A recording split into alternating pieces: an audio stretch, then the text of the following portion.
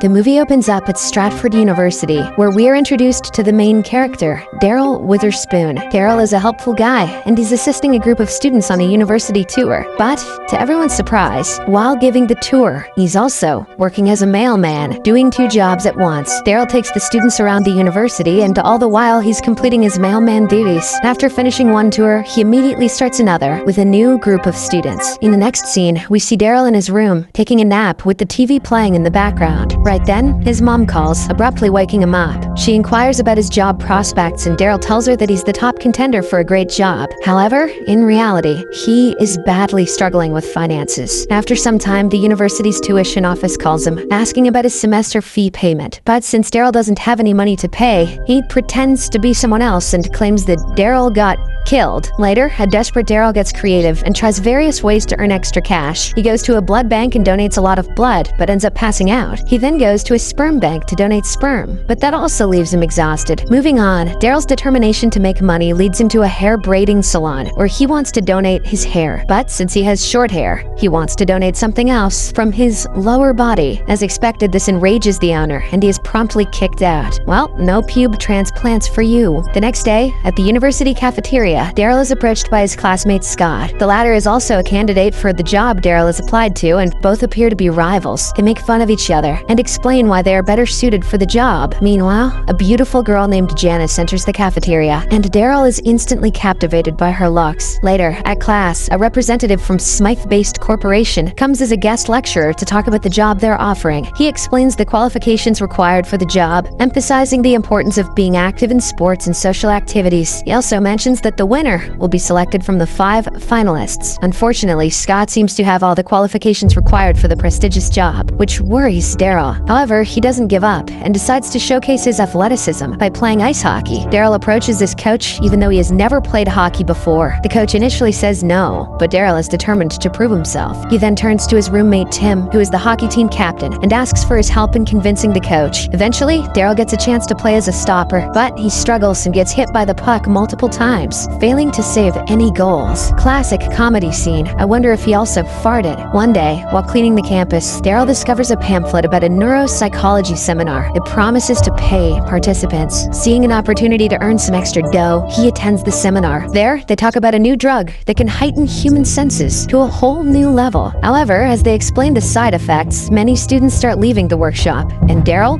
falls asleep. After the presentation, Daryl finds himself alone in the room, and unbeknownst to the side effects of the drug, he agrees to take the test just for the sake of earning some skrill. Daryl then meets Dr. Thomas Whedon, who explains that he needs to inject 6 dosages of the drug into his buttocks every night before bedtime. Dr. Whedon also warns Daryl about possible disorientation and side effects he might experience in the initial usage of the drug. Later in the evening, Daryl attends a fraternity party with the hope of making new friends. There, he comes across Janice once again and gathers the courage to ask her out. Surprisingly, she agrees to go out with him, which makes Daryl happy. However, his joy is short-lived when Scott arrives there and insults him in front of everyone. Feeling hurt and left out, Daryl decides to leave the party. Once he reaches home, he decides to take the first dosage of the drug as suggested by the doctor. Let me just stick this in my eyes real quick. The following day, during an exam in Professor Engel's class, Daryl starts experiencing the drug's side effects in an intense way. His senses have become extra sensitive. The ordinary sounds like pencils writing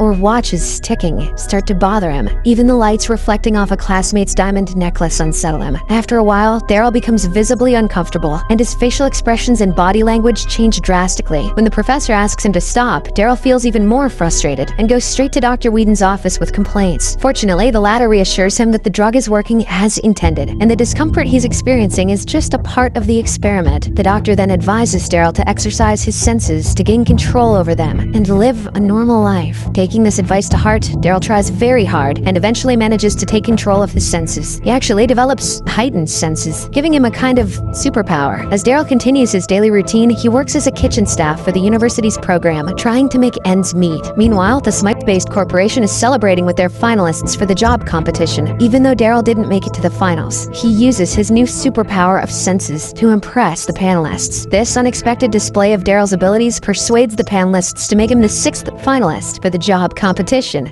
Why didn't you just tell us you were taking steroids? Nice. Later that night, while celebrating his success of selection, Daryl sees Janice entering a restroom with her friend. Using his super hearing, he eavesdrops on their conversation and learns that Janice is looking for a guy who is intelligent, caring, and smart. Also, probably looks like Chris Hemsworth and has $3 million a year. Encouraged by this knowledge, Daryl decides to take his chance and approaches Janice as soon as she walks out of the restroom. Using his sense of smell, he gets closer to her and exactly guesses the perfume she has been wearing. How does super smell give you knowledge of perfume brands, you might wonder? Well, I don't know. This impresses Janice, and she asks if he would like to have dinner with her. She even kisses him on the cheeks, making him blush. The next day, Tim spots Daryl using injections on his buttocks and deduces that he has become addicted to drugs. Later in college, Daryl impresses the hockey coach with his skillful skating and even saves a puck flying towards them, preventing an accident. As a result, he is allowed to join the team. Taking full advantage of this opportunity, Derek excels in the game, saving every goal. Even Scott is left in awe of his performance. The scene then shifts to an inter-college ice hockey match, and the commentators mention that Stratford University has a terrible history with the game. But this time, they have no idea that Daryl is playing as the goalie. His team takes an early lead, and he manages to stop virtually everything thrown at him. In the end, Stratford wins a game for the first time ever, and everyone celebrates the success. Next, Daryl goes for an interview at the Smythe-based corporation office. Using his superpower, he listens to the questions being asked in the interview. Daryl then fills in the information that other interviewees had missed earlier during his own interview. With this, he impresses Randall Tyson, one of the board members who wants Daryl to impress Arlo Vickers, a potential client of their company. Our boy agrees to do this right away. Tyson then informs Daryl that the final decision will be made within 5 days. That night, Daryl invites Janice for dinner and cooks delicious meals for her. Later, the duo enjoys the food and each other's company. During the conversation, Daryl impresses Janice by dedicating beautiful and romantic lines for her from a poem that his roommate Tim is reading in the other room. Surprisingly, this excites her so much that she kisses him. They then end up having intercourse, but Daryl ejaculates prematurely, a problem that disappoints Janice and prompts her to leave. The next day, Daryl surprises his family by bringing Janice along and introducing her to everyone. His mother praises his friendly behavior to Janice, while Daryl talks with his siblings. Before leaving, Daryl gives some money to his mother to help her with household expenses, making her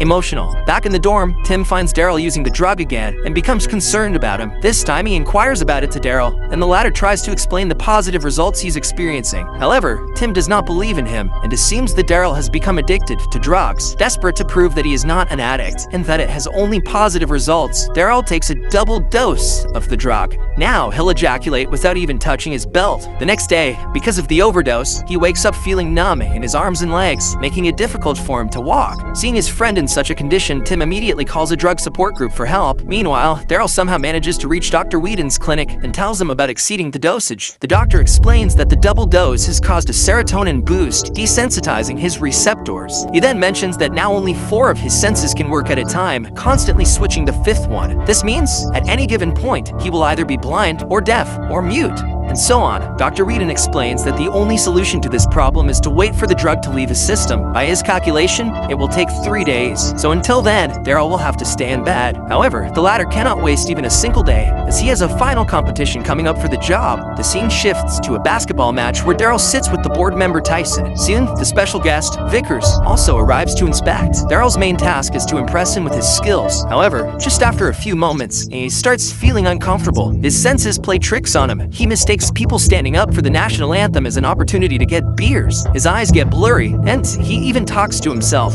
Vickers finds this amusing and laughs at Daryl's odd behavior. Though his eyesight returns after a while, Daryl's troubles are far from over. During the game, a player throws him to the court for insulting him, and the meeting with Vickers doesn't go as planned. But despite the situation, Tyson informs Daryl that they are good, as they still have a chance to woo Vickers. Later at night, in the dorm, Tim sees a girl, Lorraine, entering their room and rushes to inform the drug support group, thinking it's another potential problem with Daryl's medicine usage. Lorraine, who is actually Janice's sister, flirts with Daryl, but his senses are still off and he can't hear her properly. Just as his hearing returns, Lorraine starts to kiss him, but Daryl can't feel anything due to the numbing effect of the drug. When he fails to perform, Lorraine gets disappointed and leaves. Unfortunately, at the same time, Janice arrives there and notices her sister. She then enters Daryl's room and finds him in an awkward position, lying naked on the floor. This makes Janice upset, and she walks away, but not before kicking Daryl's eggplant. Soon, the support group arrives, but when they enter Daryl's room, they find that he is already passed out and consider giving him an epinephrine shot, thinking he is overdosed, but luckily he wakes up just before they can administer it. Following this, Tim confronts him about the medicine, and Daryl finally explains the truth, saying he only wanted to earn some extra cash. The following morning, Daryl goes to play the ice hockey match for his college, and everyone hopes that he can win it for them, like before. Unfortunately, his sensory condition derails the game, and Daryl cannot save even a single shot. As a result,